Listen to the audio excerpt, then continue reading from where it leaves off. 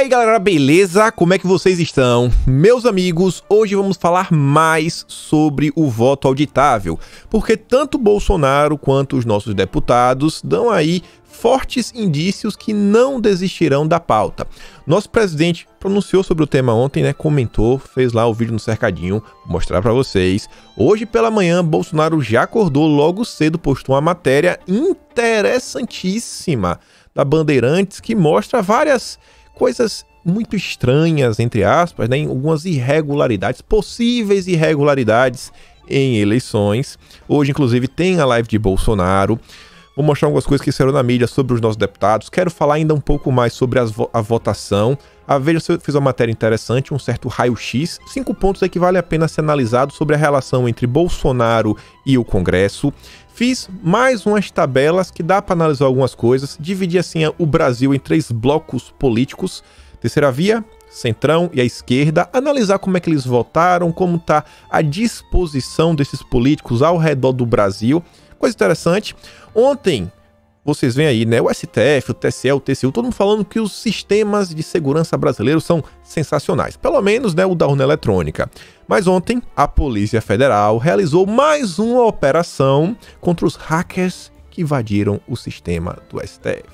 Também vamos comentar sobre isso, vamos falar sobre a CPI e hoje ainda tem umas noticiazinhas boas, acreditem se quiser. Eu já vou começar por aqui, mostrando para vocês apenas 2 minutos da fala de Bolsonaro de ontem no cercadinho. Então vamos ver aqui o que o nosso presidente falou, vejam só. Quem diria, né? Lutar por democracia, por um voto que é a alma da democracia, fica complicado. Então eu quero agradecer a metade do parlamento que votou favorável ao voto impresso.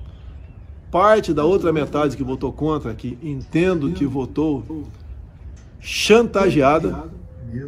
Tá? Sobre essa questão da chantagem, vou mostrar para vocês. Foi comprovada a chantagem. Eu não estou falando mais nem do Barroso, nem do Barroso. Partidos políticos, inclusive, já vão aplicar retaliações. O PSDB vai retaliar todos os deputados que foram favoráveis. Vocês vão ver qual foi a ideia mirabolante do PSDB. Uma outra parte que se absteve, né? Dessa parte, não são todos, mas alguns ali também não votaram com medo de retaliação. E a gente vê um cidadão andando pelos corredores da Câmara, né? Repetindo exatamente o que falou Zé Dirceu. Reeleição é uma coisa, tomar o poder é outra. Eu acho que não precisa falar mais nada. Eu estou feliz com o parlamento brasileiro. Não tivemos 308 votos, mas foi 229, 208, se não me engano. 10, 11, 12, a diferença é pouca coisa. Sim. Mas é uma demonstração que este pessoal votou de forma consciente e deu um grande recado ao Brasil. Eles não acreditam na lisura das eleições. E eu perguntaria agora, aqueles que estão trabalhando, né, por interesses pessoais, não são por interesse do Brasil, se eles querem enfrentar umas eleições do ano que vem, com a mácula da desconfiança que não é de agora. Dá um pause aqui, a gente continuar. Vocês percebem que Bolsonaro falou o seguinte: metade passou um recado que não confia na lisura das eleições. Longe de mim querer ensinar o padre a rezar a missa, que estava lembrando ontem. Estava conversando com algumas pessoas que trabalham com comunicação eleitoral. Estava ouvindo deles algumas coisas, algumas impressões, como é que eles veem a política. Vários deles sequer são bolsonaristas. Para pessoas assim, estava conversando com alguns, tive a oportunidade. E aí, o pessoal tava falando o seguinte, eu vi uma crítica, que às vezes é uma crítica que algumas pessoas fazem, principalmente o isentão, né? Ah, mas Bolsonaro isso, Bolsonaro aquilo outro, aquele jeito mais simples de Bolsonaro de falar. Nesse caso aqui, é aquela pequena coisa que você vê. É uma fala de Bolsonaro que, se ele corrigisse a reta só um pouquinho, podia evitar alguns desgastes. Você vê que ele fala o seguinte, pô, metade não confia na lisura das eleições. Se Bolsonaro falasse a mesma coisa com outras palavras do tipo mais da metade, quer dizer, metade, né, foi mais da metade dos votos, é a favor de mais segurança nas eleições, aí o pessoal vai falar o quê? Não, mais da metade é a favor de mais uma medida de segurança, mais uma medida de auditagem. São algumas pequenas coisinhas, sabe, que vão ponderando. Só pegando aqui só o gancho, só porque eu comecei a falar desse assunto. Conversando com esse pessoal também, eles estavam falando o seguinte, acharam bem interessante O pessoal de comunicação acharam bem interessante a jogada arrojada do governo, essa questão de ir para a rádio, ficar conversando e tudo mais. Agora, eles fizeram uma crítica que eu acho até pertinente sobre a questão de Bolsonaro, que foi o seguinte, que Bolsonaro, ele jogou, fez a jogada certa, agora ele só também tem que calibrar um pouco mais o discurso. Falando, é importante, Bolsonaro, ele tem que... A visão da maioria é o seguinte, Bolsonaro tem que aprender o meio termo entre ele bater em um tema nacional, ao ponto de isso repercutir no Brasil, mas não se virar contra ele, como por exemplo, o voto auditável é uma pauta bolsonarista, por isso que eu vou ser contra. Mas ao mesmo tempo que se Bolsonaro não falar, a coisa não vai para frente. Então, tentar encontrar esse meio termo, falar do assunto, sabe? Mas não colar a imagem de Bolsonaro. Eu não sei como isso é possível, mas realmente você vê, se conseguir isso daí seria sensacional. Como? Não sei, foi só uma sugestão que o pessoal estava dando. E outra coisa também que eles falaram é o seguinte, nessas visitas à rádio, é interessante não só também comentar sobre esses temas, essas pautas de nível nacional, mas tentar chegar meio que com algumas tiradas do local. Por exemplo, eu até... Na minha cidade eu consigo ver uma coisa muito bem assim, o que poderia encaixar. Tem uma página do Instagram mesmo de humor, lá de Feira de Santana. E agora tá rolando tipo um surto de porcos num bairro que é chamado Queimadinha. Toda hora tem um porco na Queimadinha. Virou história na cidade. E aí, Feira de Santana carece de esgoto em várias regiões. O governo teve aí o marco do saneamento. Às vezes vai numa rádio de Feira de Santana, ainda não foi. Espero que Bolsonaro possa ir. Chega lá, conversa as pautas nacionais. Se puder colocar no meio, fala do marco do saneamento, já faz uma piada com os porcos lá da Queimadinha para acabar com os porcos e tudo mais. Tá vendo umas ponderações bem interessantes. Mas, no geral, assim, todos acharam que essa questão de conversar com as rádios é algo muito bom. Porque você conversa assim, no homem a homem. E as pessoas costumam ter esse costume ainda, principalmente a galera assim mais povão, de ouvir a rádio. Ouvir a rádio, as notícias locais. Todo mundo aí sabe o que acontece na própria cidade. Mas vamos voltar aqui pro vídeo de Bolsonaro. E eu tenho certeza que esse pessoal que votou ontem, né? Cada vez mais teremos mais gente ao nosso favor. Agora a gente não pode, né, deixar que meia dúzia de funcionários numa sala escura conte os votos e decida as eleições. Agora a gente pergunta, né? Qual é a resposta que eles deram para a PLB, Rio de Janeiro? Nada. Um processo que começou em novembro de 2018, parado até hoje. Uma coisa simples, já foi o TSE, através do seu Janino, né? Já informou tudo, que foi apagar as logs, que os hackers estiveram lá dentro, estiveram fazendo piquenique. Estão vendo aí, né? Falou do TSE. E sobre os nossos deputados, como eu falei para vocês, saíram matéria tanto no Globo, na Folha, no Metrópolis, deve ter também saído em outros veículos, mas assim, nos maiores saíram. Você vê aqui, a luta continua. Dizem bolsonaristas que vem vitória política sobre o voto impresso. Matéria da Folha de São Paulo. Trouxe as falas do Felipe Barros, da Bia Kicis, do Luiz Felipe, de Orleans e Bragança, estava na matéria. Tô na dúvida se citar a Carol de Tony. O Felipe Barros, inclusive, é a capa da matéria da Metrópolis. Bolsonaristas ensaiam um novo discurso para insistir no voto impresso. Segundo o deputado Felipe Barros, o eleitor vai continuar cobrando a classe política e o judiciário pela implementação do método. Ontem nas redes sociais, vi muita gente aí falando que para trás nem para tomar impulso, a Bárbara estava falando isso daí, vi pessoas já falando sobre manifestações no dia 7 de setembro, dia da independência, então vamos continuar acompanhando. Agora, mais interessante do que as falas de Bolsonaro ontem e os posicionamentos dos deputados foi essa matéria aqui da Bandeirantes. Não dá para passar o vídeo da Bandeirantes, mas não vou passar só os áudios. Tirei os frames, né, os prints dos melhores momentos com as informações mais tensas dessa matéria aqui, que, meu amigo, bom, se fosse qualquer um de nós que tivesse feito essa matéria numa Bandeirante, iriam falar que são um ato antidemocrático, é colocar a gente na cadeia e tudo aquilo que você já sabe. Então, escutem só isso daqui. Denúncias de fraudes em urnas eletrônicas aparecem por todo o país. Em Guarulhos, na Grande São Paulo, um candidato a vereador nas últimas eleições reuniu 2,5 kg de documentos sobre a manipulação dessas máquinas. Especialistas dizem que o sistema eleitoral brasileiro não é seguro. Não Não importa quem vota em quem, se a maneira de contar os votos não é confiável. Guarulhos, na Grande São Paulo, é o segundo maior colégio eleitoral do estado. Aqui as pessoas também desconfiam das urnas eletrônicas. Porque o meu candidato pareceu outro. Candidato a vereador na última eleição, Antônio pediu a anulação do resultado. Várias cidades do Brasil, onde os candidatos estão reclamando, eles estão sendo taxados de candidatos derrotados. Derrotado é o eleitor, que pensa que elegeu um candidato, quando na verdade ele está elegendo outro. Derrotada da democracia.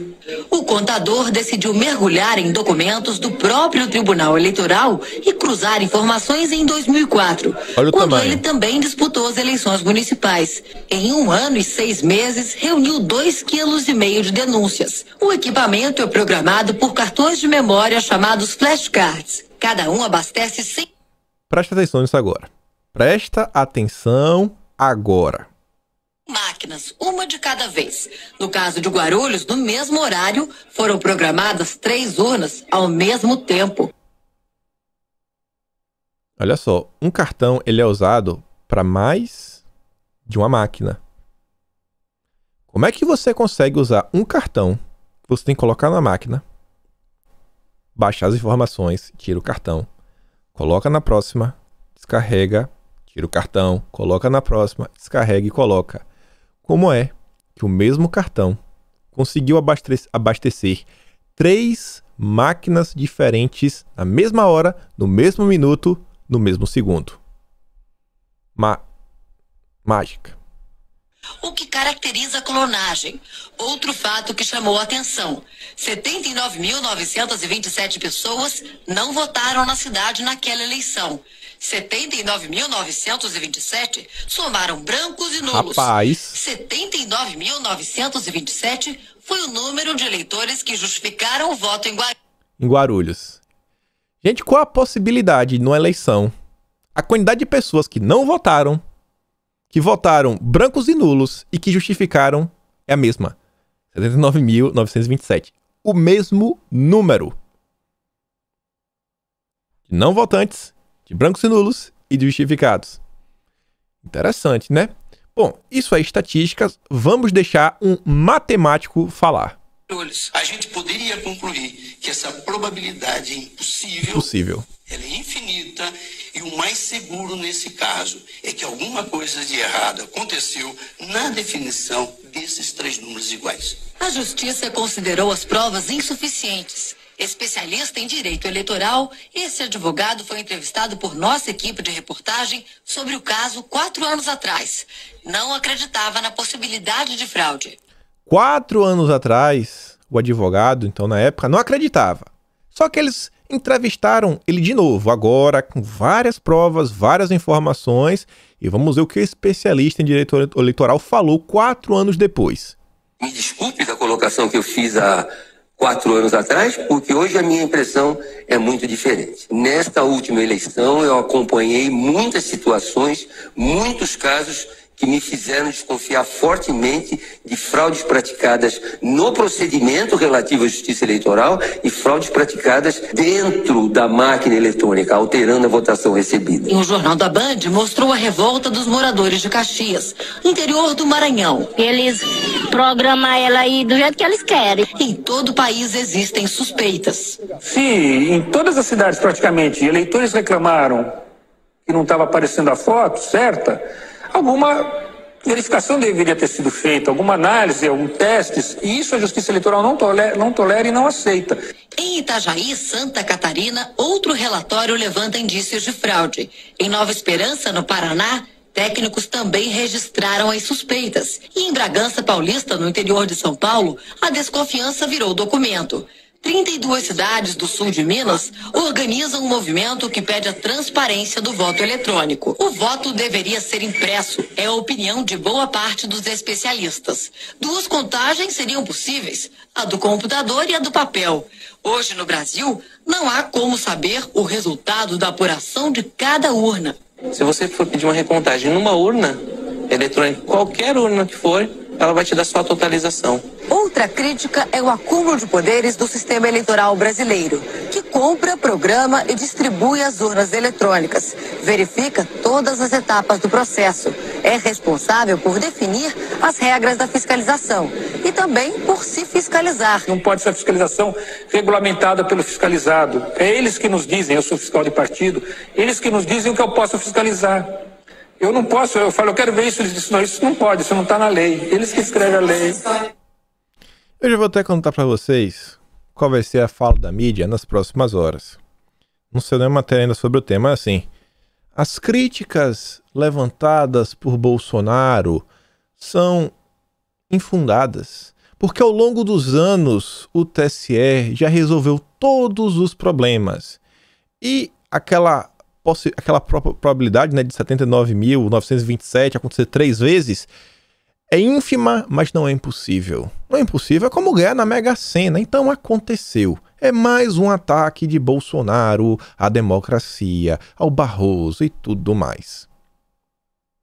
Cada hora que passa só fica pior. Só fica pior. Só fica pior. Só fica pior. Só fica pior. Como é que eu esqueci de falar isso aqui na chamada? Ontem o Lula confessou, eu preciso das urnas do Barroso. Eu preciso de urnas de veludo. Não sei se seria eleito presidente sem o voto eletrônico. Diz o Lula. O Lula sabe. O Lula sabe.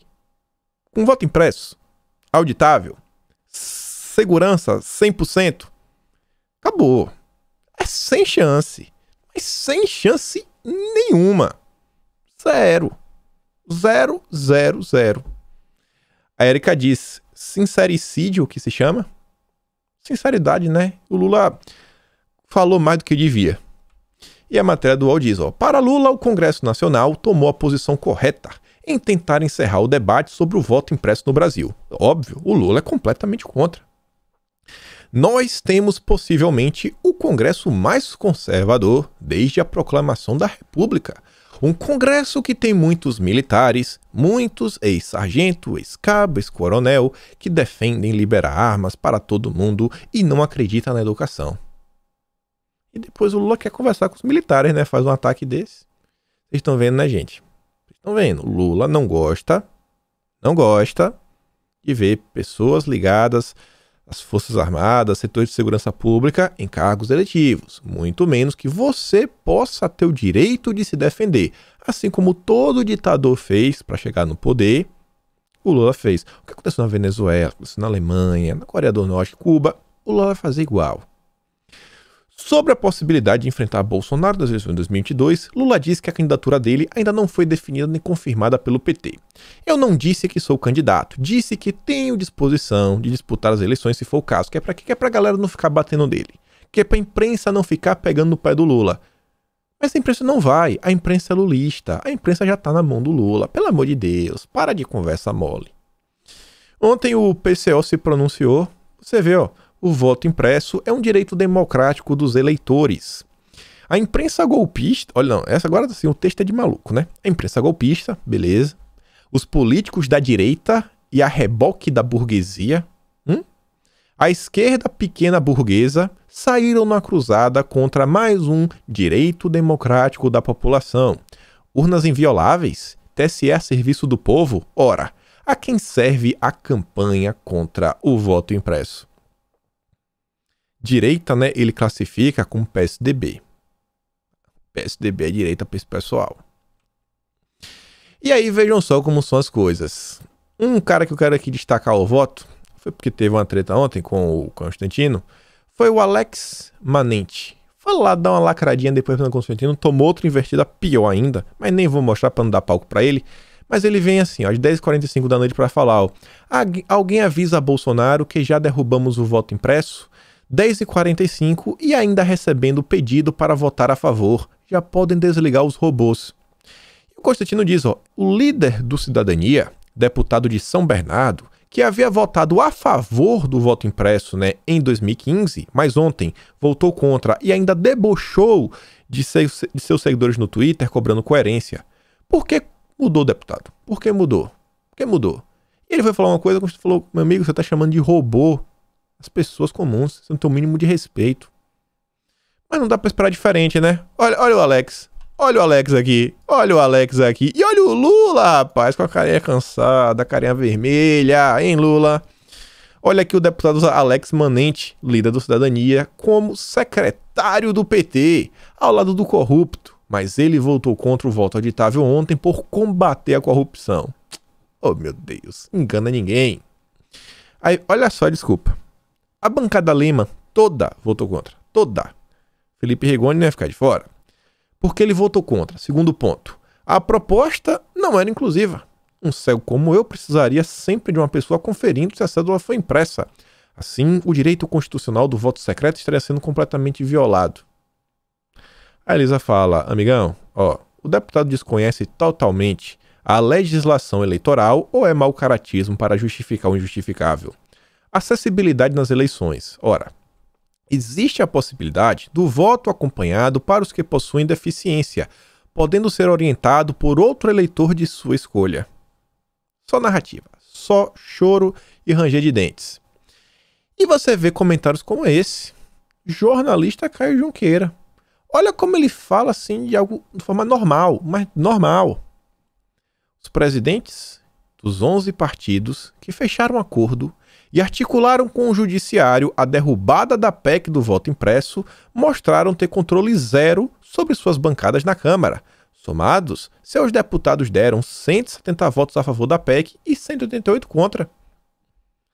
A Sarita diz, né? Jornalista comenta como se fosse normal e democrático presidentes de partidos articularem com o judiciário, né? E ainda terem controle sobre toda a bancada. Não, vota assim que eu que estou mandando. Vota assim que sou eu que estou mandando. Vai entender, né? Vai entender. Será que ele vai ser classificado como antidemocrático por falar que foi articulado com o judiciário? Porque falaram que é mentira, né? Será que vai vir um carimbo aqui de fake news da imprensa? Bom. E aí que eu falei pra vocês, o PSDB deu chilique. PSDB avalia retaliar deputados que votaram a favor do voto impresso. Sigla discute que só parlamentares que se posicionaram contra a proposta receberão recurso extra do fundo eleitoral. O PSDB encontrou uma solução para retaliar os 14 deputados federais da bancada que descumpriram a orientação partidária e votaram a favor da PEC do voto impresso. Nesta noite, sem puni-los internamente. Mas o partido avalia retaliar esses parlamentares de outra maneira. Vai dar um bônus do fundo eleitoral aos 17 deputados que seguiram a decisão da executiva. Não, aqui, os que são traidores da nação, antidemocráticos, né, que não querem transparência, esses vão receber mais dinheiro. Mais dinheiro. Os outros não vão ter dinheiro. E olha a hipocrisia. Olha a hipocrisia. Aécio justifica a ausência na votação da PEC do voto auditável. Por que ele estava ausente? Porque seria vitória de Bolsonaro. Tucano afirma que vai retomar o tema após 2022. Não, eu não votei agora porque senão ia ser vitória de Bolsonaro. Mas em 2022 eu vou lutar pelo voto auditável. Porque agora não é mais pauta de Bolsonaro. Mineiros, por favor, demitam o Aécio. Motivo não era nem pro Aécio, mas está, né? Ele foi rebaixado, era senador. Hoje é só um deputado. Demitam o Aécio. Tirem o foro privilegiado dele. Demitam o senhor Aécio Neves. Pelo amor de Deus. E ontem eu me dei um trabalho, na verdade hoje, durante a tarde aqui, de compilar mais alguns números, né? Temos aqui a planilhinha, né? Fiz aqui o seguinte, eu dividi em 3 grupos. O Centrão, que em tese, muito entre aspas, seriam os partidos que estariam com o Bolsonaro, né? A base assim um pouco mais fiel. Terceira via. E a esquerda. A esquerda não tem nem o que discutir, a gente sabe quem é. Coloquei aqui os partidos, para vocês saberem o que é que eu chamei quem de quem. Terceira via. Avante, DEM, MDB, Novo, Podemos, PSD, PSDB e sem partido é o Rodrigo Maia. São os deputados, totalizam 154 deputados. É o tamanho da terceira via dentro do Congresso, da Câmara, na verdade. O Centrão, eu coloquei o Patriota, PL e o PP, com certeza, né? É do Centrão. O PROS, PSC, PSL, PTB e Republicanos. O PSL, bom, eu coloquei como Centrão porque a maioria do partido é de bolsonaristas. Mas o Bivar, né, meio que flerta com a terceira via. Mas por via, a coisa aqui, como uma parte do partido aqui, eu botei aqui no Centrão. E aí na esquerda, cara, o Centrão teria 201 deputados. E a esquerda como um todo, aí você tem Cidadania, PCdoB, PDT, PSB, PSOL, PT, PV, Solidariedade e o Rede. Somando 153 deputados. E aqui você olha aqui os números, a gente vai olhar os números em outra tabela mais bonitinha. Só queria mostrar para vocês aqui os partidos que eu coloquei em cada grupo. Mas o que você percebe é o seguinte. Aquela história que a esquerda tem 30%, bom, a esquerda literalmente tem 30%. Você pega aqui esses 508, né, tirando os deputados da mesa diretora, que então aqui eles não estão participando desse número. Você fez o 508. Se botar os deputados da mesa, aí pular para os 513. Na verdade, acho que não é questão da mesa. Tem uns que estão afastados e tudo mais. Enfim. Mas você vê, a esquerda tem 30% do país. Os outros 70%, bom, tem muita gente da terceira via, muita gente do Centrão. O pessoal da direita pode dizer que a maior parte está aqui dentro do Centrão, a maior parte. Se bem que, por exemplo, eu coloquei o Podemos aqui na terceira via. Tem o Medeiros, é um no meio de vários. Aqui os principais partidos. E aí, vejam só. Fiz essa tabela aqui. Como foi essa tabela? Eu coloquei aqui a posição, no caso o blocão, né, terceira via, Centrão e esquerda, analisando por estado. Por estado. Então veja só o seguinte, ó, a terceira via no Centro-Oeste tem 13 deputados. Dos 13 deputados, 8 foram democratas, 5 traidores. Você vê aqui, ó, traição, 38%. Dentro da terceira via. Quando você olha o Centrão, lá no Centro-Oeste, o Centrão tem menos traidores, 24%. Já a esquerda, meu amigo, é 91%. 91%. O interessante você ver aqui, ó, a esquerda, no norte e no sul do Brasil, é onde você consegue encontrar deputados da esquerda com mínimo, mas um mínimo assim, mas um mínimo do mínimo do mínimo de discernimento. Fala, cara, essa PEC é importante. Essa PEC é importante.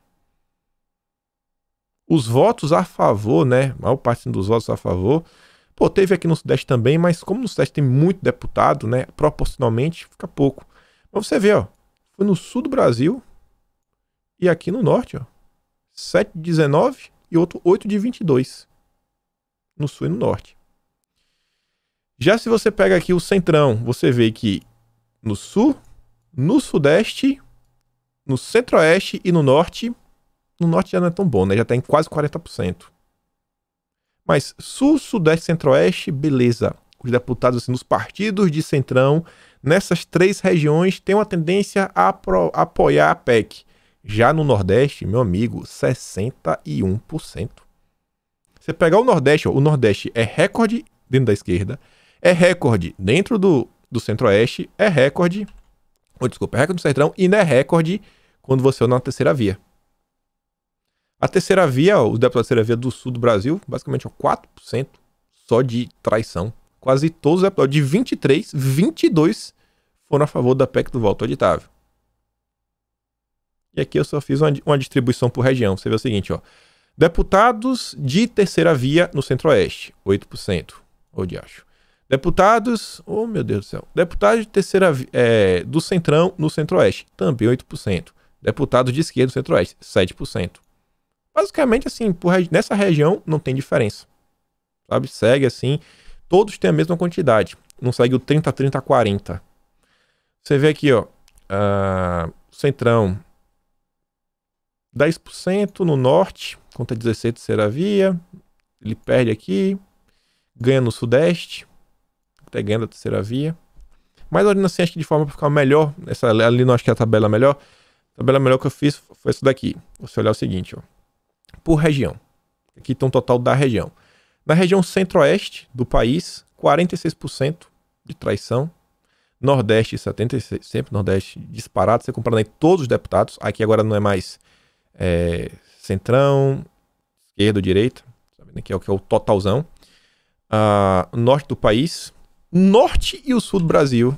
Norte e o sul do Brasil é onde a gente tem a maior quantidade de deputados mais alinhados à PEC do voto auditável. Será que dá para falar que são a maior parte dos deputados que, sei lá, de direita estariam nessas duas regiões? É o norte e o sul do Brasil que estão sustentando o conservadorismo brasileiro. E a ordem é o seguinte, ó, é sul, norte, centro-oeste é 1% só a mais. Aí depois vem o sudeste e o nordeste. Faz até sentido se a gente olhar o seguinte, são nas grandes metrópoles que você tem uma grande concentração, né, de progressistas, das ideias de esquerda, essas ideias aí da esquerda globalista. E mais no interior é que você encontra pessoas, né, mais conservadoras.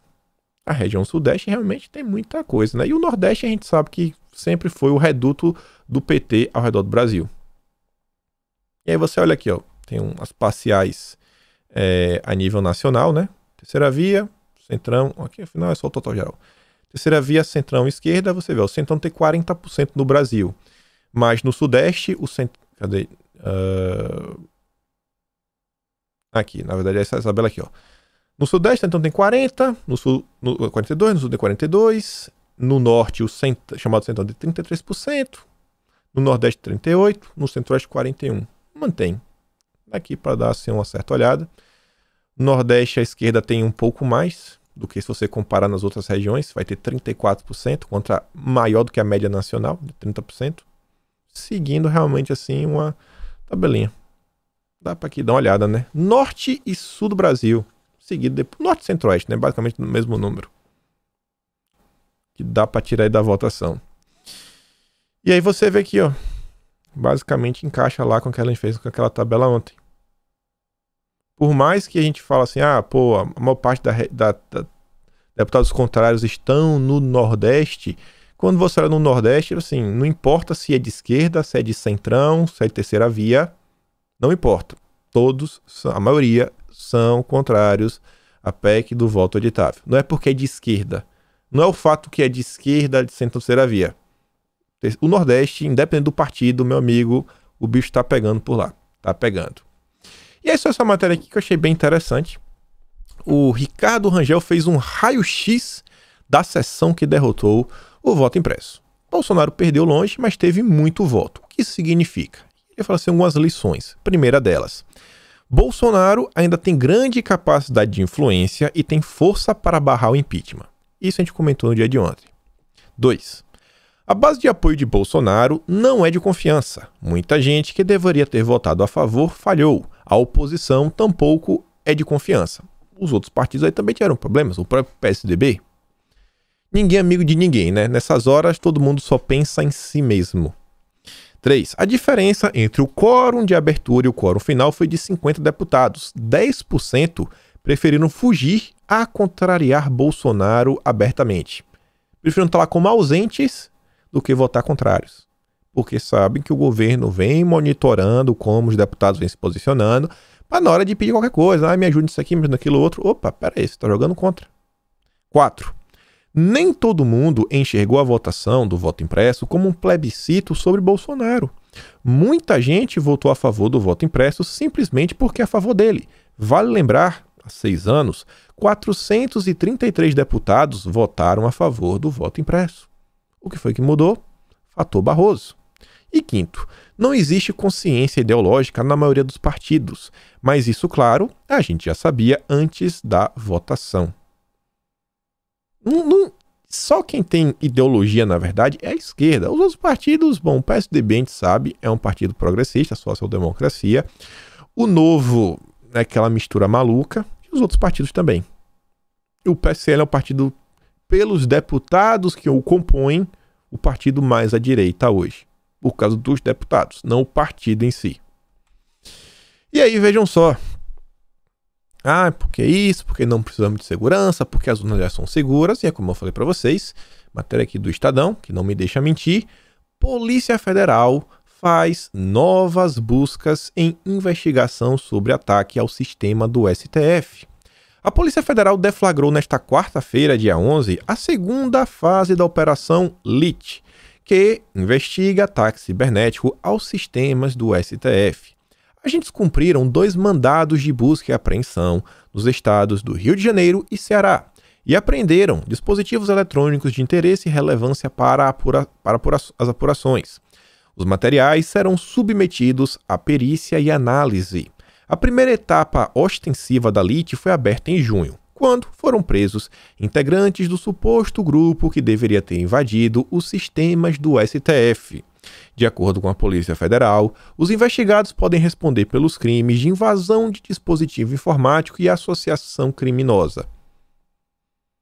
Sistemas invioláveis. Como é que é o STF, né? Inviolável, só a urna. Só a urna que é inviolável. Todos os outros são violáveis. E qual é a resposta do Pacheco?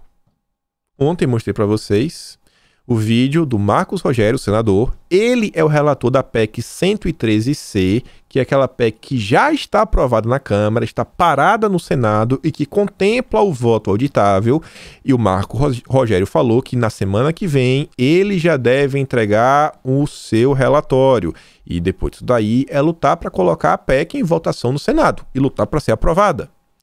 Mas o Pacheco veio a público ontem, postou inclusive no seu site, falando o seguinte: discussão sobre o voto impresso está superada. Está superada. Bom, Pacheco vai dar trabalho, né? Vai dar trabalho. Não só Pacheco, como todo aquele Senado. E aí? O Bolsonaro promete não desistir, nem os deputados. Hoje tem live de Bolsonaro. Amanhã a gente deve ter mais coisas para a gente comentar. E aí, o Pachequinho, que não quer pautar, né? Não quer trabalhar por mais transparência nas eleições, ontem, na calada da noite, o Senado aprovou a proposta que revoga a Lei de Segurança Nacional. Fernanda Salles trouxe aqui a matéria do G1. Vejam a lista de novos crimes. Olha só. A proposta já foi aprovada pela Câmara e inclui no Código Penal, por exemplo, crimes contra as instituições democráticas. Tradução: você será preso se você criticar o STF. Você será preso se você criticar o Senado. Você será preso se você criticar a sua prefeitura. Você será preso se você criticar o Detran. Você será preso se você criticar qualquer coisa que seja uma repartição pública. Às vezes você vai ser preso se você criticar. Nem se criticar. Se você for de direita, você vai ser preso. Crimes contra o funcionamento das eleições. Tradução: qualquer coisa que você reclamar das eleições, você também vai ser preso. Crimes contra a cidadania. Bom, respirar vai te prender no dia que falar: você está respirando demais, você respirou além de sua cota. Temos aqui agora uma nova cota de oxigênio no ar para combater o aquecimento global, sabe? Assim como a bufa do boi esquenta o planeta, também vou colocar uma coisa aí na suas nádegas, né, para medir a quantidade de flatulências que você está liberando por dia, para ver se você está ou não conforme o Código de Cidadania Nacional. É um grande absurdo. Entre os crimes estão golpe de Estado, interrupção do processo eleitoral, comunicação enganosa em massa. Olha, comunicação enganosa em massa. Bolsonaro mesmo já está preso, esteja preso. E atentado ao direito de manifestação. Pronto. Ah, já sei o que é. Você impedir os black blocs, os antifas, os lulistas de quebrarem tudo, aí prende a polícia. Olha só, os lulistas estão quebrando bancos. A polícia parou, epa, crime contra a segurança nacional. Prendam a polícia. Não pode. Não pode. Vocês impediram o MST de tocar fogo em pneus. Esteja preso. É isso daqui que o Pachequinho está preocupado. Parabéns, Pacheco. Parabéns. Infelizmente, o Pacheco tem mandato até 2026. É senador. Não dá sequer para demiti-lo em 2022. E aí, já falando aqui da CPI, emendando, que já estamos falando do Senado, vejam só. Segundo o presidente da CPI, a ideia é que as famílias que perderam parentes ingressem com ações indenizatórias. Foi tudo culpa de Bolsonaro. 565 mil pessoas processando. Mas a gente sabe qual é o pior disso? Não vai processar Bolsonaro. Vai processar o Brasil, a União. Você já pensou pagar indenização a 565 mil famílias? Quanto que vale uma vida? Quanto que vale uma vida? Vai pagar isso como? Com base em quê? Que foi Bolsonaro que atentou contra a vida dessas pessoas? A Elisa diz, populismo barato. Quanto mais alta a pilha de vidas perdidas, mais alto o palanque político. É um canalha. Pague indenização para cada família das vítimas do desvio de 260 milhões de reais da ações do Amazonas. A família do Omar foi presa. Presa. Tá lá, Renan Calheiros diz que o relatório da CPI vai propor indenização por óbitos. Esta comissão parlamentar de inquérito deverá ter em seu relatório final uma recomendação às advocacias dos estados, da União dos Estados, em solidariedade às pessoas que perderam entes queridos e muitos deles que estão sequelados. Que a advocacia ajude essas pessoas a entrar na justiça pedindo a indenização por este crime absurdo. O vice-presidente da CPI, o Randolph, sugeriu que, além da União, também tenham que pagar indenizações às empresas que lucraram com a venda de medicamentos sem eficácia comprovada. E o Renan já concordou. Nós temos que fazer com que sirva de exemplo. Disse o Omar. Disse o Omar. Aí, gente, foi engraçado. Que o Renan foi no Roda Viva, né? Eu não ia perder meu tempo para assistir o Renan Calheiros. A Elisa não trouxe nenhum recorte do... Não, ela tá trouxendo o recorte do Renan falando da questão do Carlos Bolsonaro. Só que aí o Roger trouxe um recorte muito interessante. Um jornalista da Folha de São Paulo, Vinícius alguma coisa, mandou a real pro Renan Calheiros. Vejam só, vale a pena ouvir. A pergunta, essa CPI vai dar em alguma coisa? As pessoas... A CPI ela está muito forte no imaginário, né, das pessoas por conta de uma tradição de investigações pelo parlamento. E a CPI ela só sugere uma punição, ela não pune, ela sugere que alguém seja indiciado, denunciado. Eu queria fazer uma pergunta jogando um pouquinho para frente. Como vai ser esse relatório final do senhor? O senhor vai dividir em capítulos? O senhor vai fazer relatórios distintos? O senhor vai fazer relatórios em tempos distintos? Calma. Apresenta um relatório agora, daqui a um mês o senhor apresenta um outro final relatório. É bom. E como que o senhor vai fazer para que esse relatório tenha credibilidade, uma vez que o senhor é um político que, historicamente, foi sucessivamente investigado por corrupção e lavagem de dinheiro?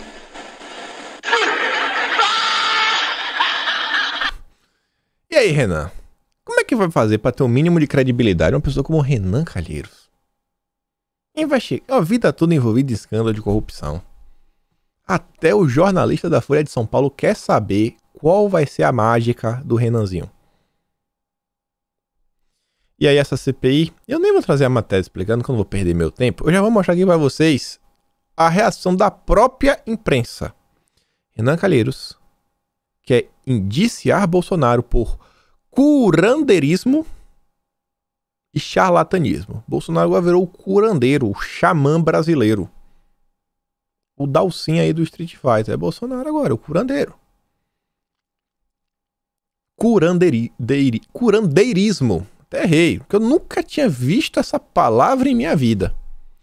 Aí a UOL, ontem, fez uma live com o Sakamoto, lulista vermelhíssimo, Rogério Carvalho, senador petista, não precisa falar nada, e um cara apresentador. E aí, eles entrevistaram, né, o pai da entrevista, o Marco Sabino, professor do IBMEC. Nem vou dar play no vídeo. A própria chamada do UOL já é suficiente. Complicado enquadrar Bolsonaro em crime de publicidade enganosa, analisa o especialista. Profissionaliza acusações de charlatanismo e curandeirismo que a CPI deve sugerir ao MPF contra o presidente Bolsonaro. Não me parece que o presidente praticou curandeirismo.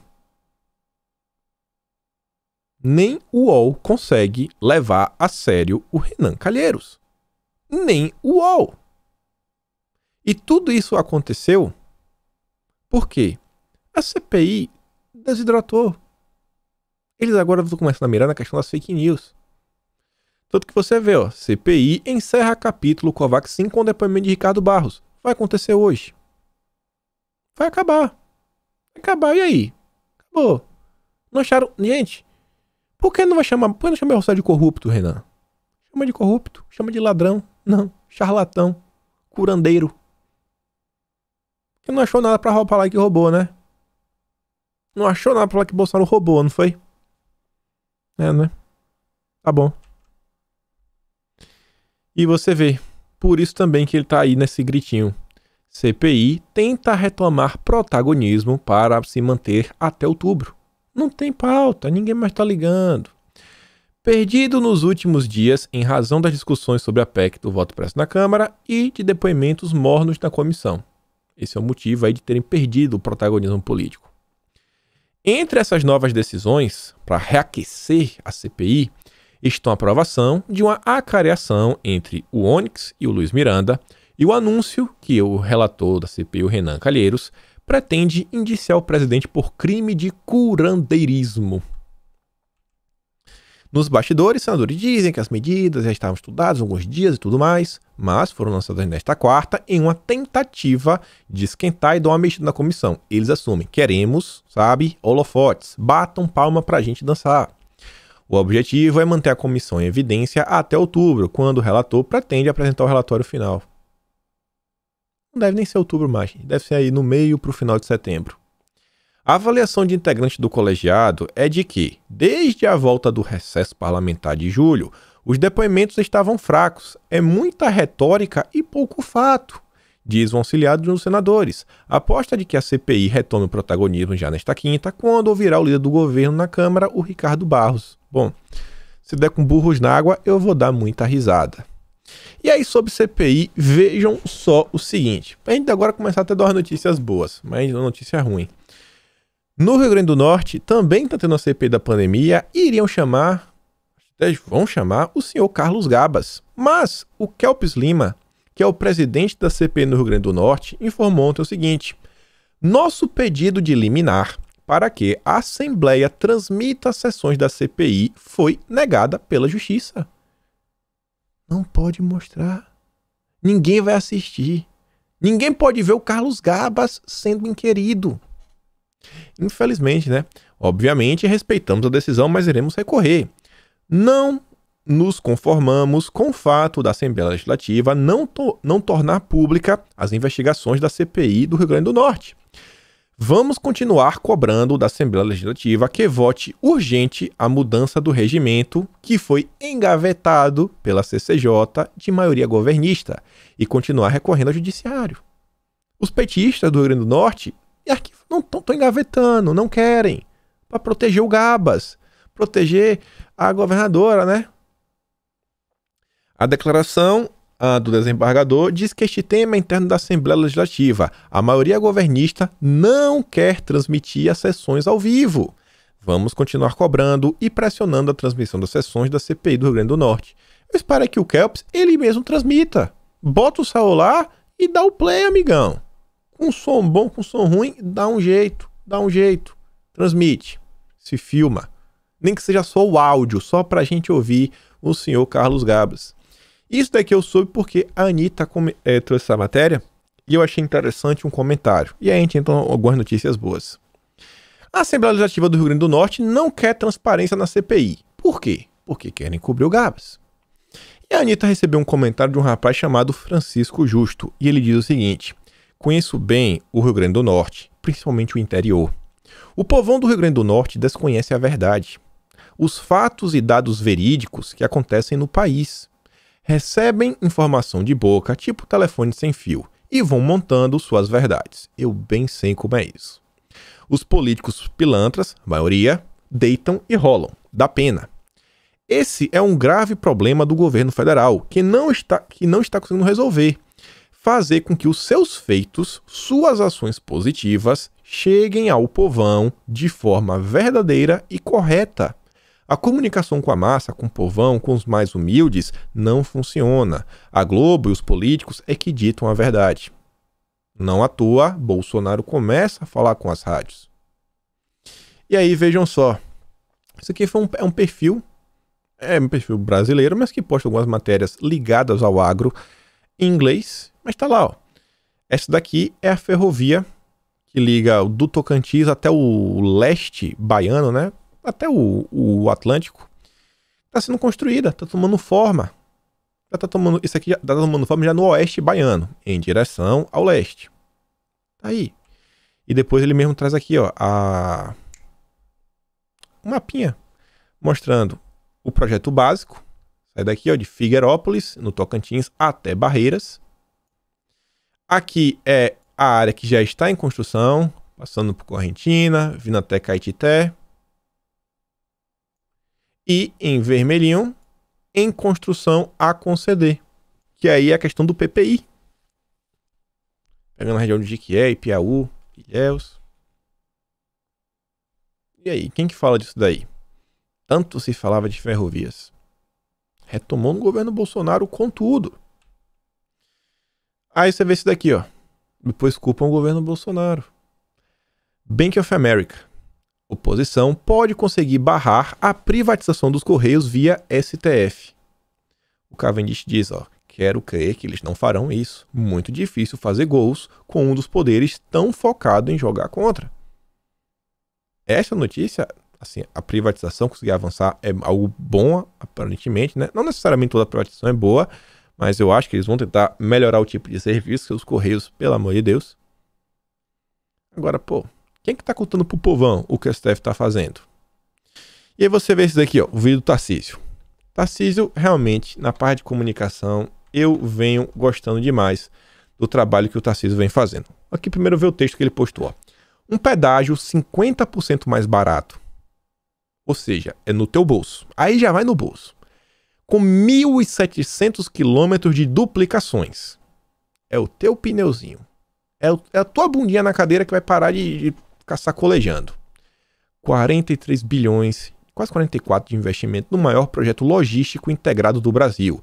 O governo Jair Bolsonaro anunciou hoje no Paraná. E o mais importante, um modelo que vai curar a ferida do paranaense com os escândalos de corrupção do passado. Olha esse vídeo do Tarcísio. Como diz a música lá do Zé Neto Cristiano, né? Precisamos da ferida curada. E essa ferida aqui no Paraná doía muito. Aprendemos a duras penas as chagas que a corrupção nos impõe, que é um mal que tem que ser banido do Brasil. Aprendemos com a terceira etapa de concessões de rodovias federais que aritmética e ideologia não se misturam. Agora, mais importante do que caminhar na direção de um leilão bem-sucedido é caminhar na direção de um contrato bem-sucedido. Nada adianta fazer um leilão, bater um martelo na bolsa e contratar uma dor de cabeça. E é isso que a gente quer evitar. E vamos evitar, porque houve aqui um movimento muito interessante, um movimento de participação que faz ressurgir em todos nós a esperança e a alegria de ser brasileiro. Como diz a música lá... Tá aí, sempre fazendo vídeo. Um vídeo curtinho, 1 minuto. Diálogo fácil de entender. Palavras-chave, destacando as coisas boas, sabe? Tanto para a população que vai usar, quanto o que os empresários querem ouvir. O Ministério do Tarcísio vem mandando bem na parte de comunicação. Vem mandando bem. Foi no Flow, jogada ensaiada. Ontem o governo reduziu pela 3ª vez imposto para videogames e jogos. Ah, o Brasil não joga, o preço não tá baixando. Cara, Bolsonaro baixou. Aí agora é o pessoal do varejo, são as empresas. Teve gente que reclamou, mas a gasolina tá cara. Tá bom. Ontem, Bolsonaro, olha só, Bolsonaro liberta postos das bandeiras e autoriza venda direta do etanol. Decisão histórica fere de morte o domínio das distribuidoras atravessadoras. E o André diz, por isso o sistema oligárquico que só sobrevive com os antigos esquemas do clientelismo estatal tenta desesperadamente tirar o presidente do poder. É o único que realmente pensa e governa para o povo. Ele reduziu o imposto do diesel, reduziu o imposto de tudo, agora do etanol. A gasolina não baixa? É culpa de Bolsonaro. É difícil, viu? É difícil demais. Aí você vê, né? Tem gente que fala que Bolsonaro traiu as pautas e tudo mais, blá, blá, blá. E eu vi esse comentário aqui do Gina, achei bem interessante. Ele fala o seguinte, ó. Discutir se Bolsonaro é ou não é conservador numa batalha dessas proporções que nós, conservadores, estamos enfrentando, é uma estupidez gigantesca. Conservador ou não, Bolsonaro fez mais pelo conservadorismo do que 3 dúzias de intelectuais de Facebook ou Instagram. E aí você vê aqui essa matéria. Não dá para bater o martelo porque teve aquelas medidas de auxílio governamentais e estatais, sabe? É a rodinha da bicicleta. Quando tirar a rodinha da bicicleta, isso aqui tem que continuar subindo. Não pode regredir nunca. Consumo nos lares brasileiros registra aumento, assim, tímido, 4%, mas aumentou. Pelo amor de Deus. Sabe? Aí a matéria diz tudo mais, olha, só teve isso, teve aquilo outro. Mas, cara, voltou aí, dá uma respiradazinha. Voltou a dar uma respiradazinha. A economia vem esboçando aí, né? Uma certa reação. O CAGED aí, empregos formais, vem aumentando, devagar, paulatinamente. Ocupação de UTIs fica abaixo de 80% em todos os estados brasileiros. Pela primeira vez desde o ano passado, nenhum estado está na zona de alerta crítico. Coisa vem melhorando no Brasil e, gente, o mundo como um todo, até os chefes do João Dória, esses principalmente, estão vendo uma possível crise com a tal da Delta. A Delta. E no Brasil tá todo mundo falando, ai, a Delta. Gente, ninguém tá sabendo explicar. Matéria da CNN, ó. O avanço da imunização e a própria variante, a Gama, a variante brasileira, podem estar barrando a disseminação da Delta no país. Avalia a diretora do CDC e do Instituto Butantan. Deus sempre botando a mão no Brasil. A variante brasileira tem impedindo a Delta de dar um passeio. É melhor que nada. E vamos terminar com a notícia de esperança. Marcelo Queiroga promete acabar com obrigatoriedade de máscaras até o fim do ano. Segundo ele, a medida deve coincidir com a conclusão da campanha de imunização. A expectativa do governo é que toda a população brasileira esteja totalmente imunizada até dezembro. Óbvio, toda que deseja. Garanto a vocês, em nome de Bolsonaro, que até o final do ano toda a população estará imunizada. Até o final do ano colocaremos fim ao caráter pandêmico dessa doença no Brasil e vamos poder tirar de uma vez por todas essas máscaras e desmascarar aqueles que, mesmo que nunca tenham usado máscara, precisam ser desmascarados. E ele diz, ó, as declarações do Queiroga vão de encontro a uma posição do próprio Bolsonaro, assim, concordam, né? Que em junho disse que o ministro da Saúde publicaria um parecer desobrigando o uso de máscaras. Na ocasião, o Queiroga afirmou que a medida dependeria do avanço da imunização. Então tá tudo indicando que no fim do ano termina. Eu tenho certeza que todos torcem aí para o melhor. Ah não, esse aqui dá para comentar ainda. Dá tempo. Calma. Dória. Não, Dória não. Aqui na verdade foi a Prefeitura de São Paulo. A balada do imunizante em São Paulo terá música ao vivo e festa por 34 horas. 34 horas de imunização com música ao vivo, DJs, alegria e celebração. Festa. O pessoal que prega o Fica em Casa vai fazer uma festa para os jovens de 18 a 21 anos se imunizarem. Festa, gente. DJ. Aí vem, né? As pessoas que nos chamam de gado. O Roger trouxe um print. Maurício Nardi Júnior. Festa? Em plena pandemia? Quem organizou? Bolsonaro? Biaquices? Zanzan? Aí coloca a charge lá. Aí o Die responde, ô mula, se você ler a matéria, vai saber que a Prefeitura de São Paulo descansa, militonto. Dá pra esperar algo diferente dos petistas, né? Não dá. E com essa a gente fica por aqui. Vamos ver os desdobramentos da questão do voto auditável. Hoje tem live do presidente. Não sei porquê, mas tem pra mim que Bolsonaro deve falar mais alguma coisa. Mas não vai parar hoje, não vai. Eu não consigo ver, a não ser que ele não faça uma live. Lembra de compartilhar, daquela curtida, se traz a minhas redes, também no Telegram e lá no Twitter. Se torna membro do canal e a gente se vê amanhã. Aquele grande beijo, abraço, tamo juntos e valeu, meus amigos. Fui!